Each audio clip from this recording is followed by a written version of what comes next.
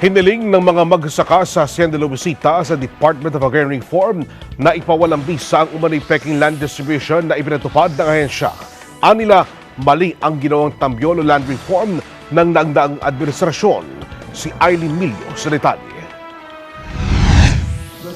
Humarap at nakipagdialogo si Agrarian Reform o DAR Secretary Rafael Mariano sa mga magsasaka ng Hacienda Luisita.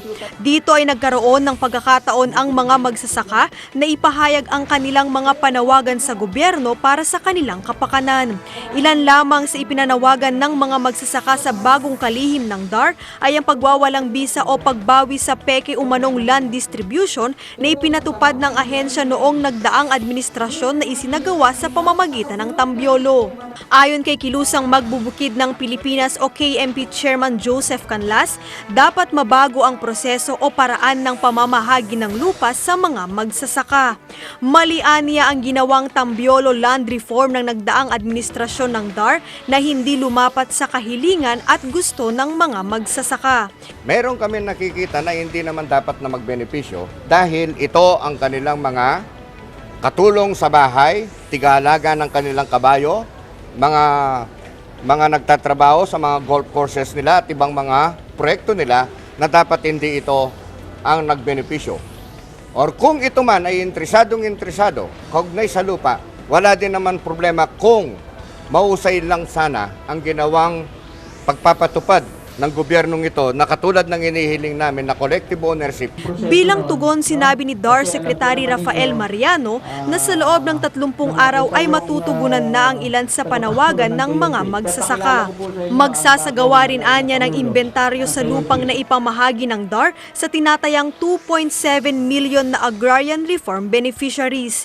Paliwanag ni Mariano, sa pamamagitan ng inventaryo ay malalaman kung namamalagi pa ang mga magsasaka sa lupang ipinamahagi sa kanila. Walang mapapatalsik na magsasaka sa kanilang lupang sinasaka. Para mapagtanto natin kung yung mga lupang nai-award na pamahagi sa mga magsasaka ay nasa kanilang possession pa at yung magsasaka mismo ay nandun pa sa lupang pinamahagi sa kanya. Inatasan na rin ng bagong kalihim ng DAR ang legal affairs ng ahensya na i-monitor ang mga gawa-gawang kaso laban sa mga magsasaka.